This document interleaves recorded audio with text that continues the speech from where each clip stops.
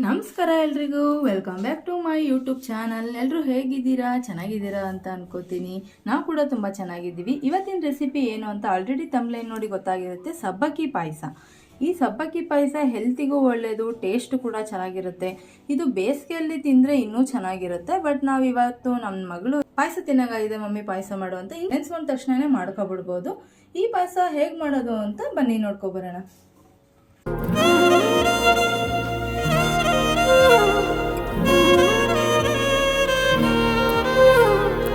ಒಂದು ಬೌಲ್ ಸಬ್ಬಕ್ಕಿ ತೊಗೊಂಡು 1 ಅವರ್ ನೆನೆ ಇಟ್ಟು ಆಲ್ರೆಡಿ ನಾನು 1 ಅವರ್ ನೆನೆಸ್ಕೊಂಡು ಇಟ್ಕೊಂಡಿದ್ದೀನಿ ಸಬ್ಬಕ್ಕಿನ. ಇವಾಗ ಒಂದು 2 ಗ್ಲಾಸ್ ನೀರಿಟ್ಕೊಂಡು ಏನು ಸಬ್ಬಕ್ಕಿ ನೆನೆಸ್ಕೊಂಡಿರ್ತೀವಲ್ಲ ಅದನ್ನು ಬೇಯಿಸ್ಕೋಬೇಕು. ಇದನ್ನು ಒಂದು 10 ನಿಮಿಷ ಬೇಯಿಸ್ಕೊಳ್ಳೋಣ. ಈ ಬೇಯೋದ್ರೊಳಗೆ ನಾವು ಶಾವಿಗೆ ಫ್ರೈ ಮಾಡ್ಕೊಬಂದ್ಬಿಡೋಣ. ಶಾವಿಗೆನ ಫ್ರೈ ಮಾಡ್ಕೊಳಕ್ಕೂ ಮೊದಲು ಒಂದು ಪ್ಯಾನ್ ಇಟ್ಕೊಂಡು ತುಪ್ಪ ಹಾಕ್ಕೋಬೇಕು. ತುಪ್ಪ ಹಾಕ್ಕೊಂಡು ಡ್ರೈ ಫ್ರೂಟ್ಸ್ನೆಲ್ಲ ಫ್ರೈ ಮಾಡ್ಕೊಂಬಿಡೋಣ. ಸ್ವಲ್ಪ ಗೋಲ್ಡನ್ ಬಣ್ಣ ಬರೋವರೆಗೂ ಫ್ರೈ ಮಾಡ್ಕೋಬೇಕು ಡ್ರೈ ಫ್ರೂಟ್ಸ್ನ.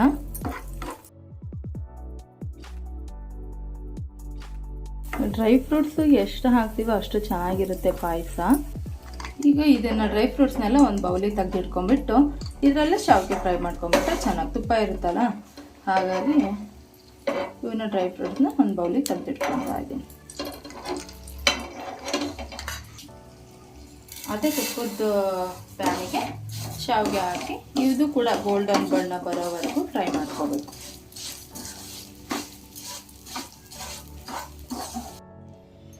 ಇಷ್ಟು ಗೋಲ್ಡನ್ ಬಣ್ಣ ಬರೋವರೆಗೂ ಫ್ರೈ ಮಾಡಿಕೊಂಡ್ರೆ ಸಾಕು. ಇವಾಗ ಏನು ಸಬ್ಬಕ್ಕಿ ಬೇಯಿಸ್ಕೊಂಡಿದ್ವಲ್ಲ ಅದನ್ನು ಈ ಶಾವಿಗೆ ಅದಕ್ಕೆ ಹಾಕಿಬಿಟ್ಟು ಒಂದು 5 ನಿಮಿಷ ಬೇಯಿಸ್ಬೇಕು. ಇವಾಗ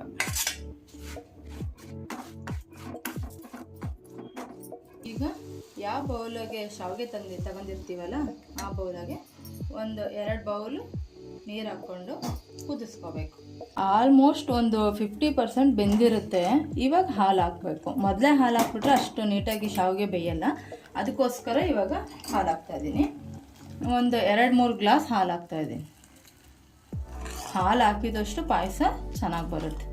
ಇದು ಸಬ್ಬಕ್ಕಿ ಪಾಯಸ ಬೇಸಿಗೆಯಲ್ಲಿ ತಿಂದರೆ ದೇಹ ತಂಪಾಗಿರುತ್ತೆ.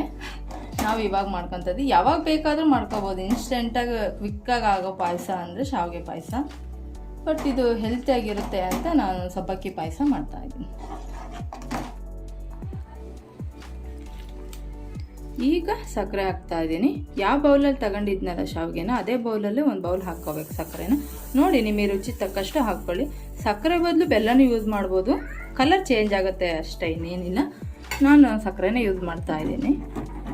ಈಗ ಗೋಡಂಬಿ ದ್ರಾಕ್ಷಿ ಏನು ಫ್ರೈ ಮಾಡಿ ಇಟ್ಕೊಂಡಿದ್ನಲ್ಲ ತುಪ್ಪದಲ್ಲಿ ಅದನ್ನ ಆ್ಯಡ್ ಮಾಡ್ತಾಯಿದ್ದೀನಿ. ಅದಾದಮೇಲೆ ಏಲಕ್ಕಿ ಪುಡಿ ಇಷ್ಟು ಆ್ಯಡ್ ಮಾಡ್ಕೊಂಡ್ಬಿಟ್ರೆ ಆಲ್ಮೋಸ್ಟ್ ಶಾವಿಗೆ ಪಾಯಸ ರೆಡಿ ಆಗ್ತಾ ಇದೆ. ಲಾಸ್ಟಿಗೆ ಬಾದಾಮ್ ಪೌಡರ್ ಹಾಕಿ ಒಂದು 5 ನಿಮಿಷ ಬಿಟ್ಟು ಇಳಿಸ್ಕೊಂಡ್ಬಿಟ್ರೆ ಶಾವಿಗೆ ಪಾಯಸ ರೆಡಿ ಆಯಿತು.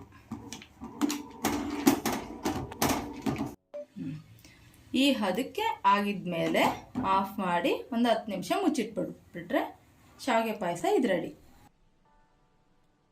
ಸಬ್ಬಕ್ಕಿ ಪಾಯಸ ಈ ಥರ ಸರ್ವ್ ಮಾಡ್ತಾ ಇದ್ರೆ ಎಂಥರಿಗೂ ಬಾಯಲ್ಲೇ ನೀರು ಬರುತ್ತೆ ಅಲ್ವಾ. ನೋಡಿ ಈ ಥರ ಜೆಲ್ಲಿ ಥರ ಇರಬೇಕು. ಈ ಹದಕ್ಕಿದ್ರೆ ಸಬ್ಬಕ್ಕಿ ಪಾಯಸ ರುಚಿಯಾಗಿ ಹದವಾಗಿ ಬಂದಿದೆ ಅಂತ. ಹೇಗಿದೆ ಟೇಸ್ಟ್ ನೋಡಿ ಹೇಳಿ.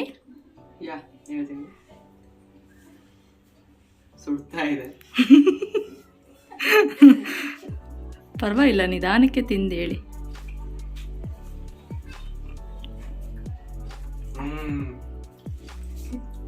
Really fantastic. Thank you.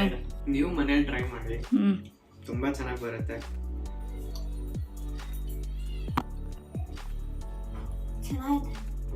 ಚೆನ್ನಾಗೈತಾ Chini? ಖುಷಿ ಆಯ್ತಾ? ತುಂಬಾ ಇಷ್ಟ ಆಯ್ತು. ಸಖತ್ತಾಗಿದೆ. ನೀವು ಮಾಡ್ಕೊಂತೀನಿ. ನೀವು ಮನೇಲಿ ಟ್ರೈ ಮಾಡಿ, ಇವತ್ತೇ ಟ್ರೈ ಮಾಡಿ. ಹೇಗಿತ್ತು, ಹೇಗೆ ಬಂದಿತ್ತು ಟೇಸ್ಟ್ ಅಂತ ಕಮೆಂಟ್ ಮಾಡಿ ತಿಳಿಸಿ. ಹಾಗೆ ಹೊಸಬ್ರಾಗಿದ್ದಲ್ಲಿ ಸಬ್ಸ್ಕ್ರೈಬ್ ಮಾಡದೇ ಇರೋರೆಲ್ಲ ಸಬ್ಸ್ಕ್ರೈಬ್ ಮಾಡಿ. ಈ ವಿಡಿಯೋ ನೋಡಿದ್ದಕ್ಕಾಗಿ ಧನ್ಯವಾದಗಳು.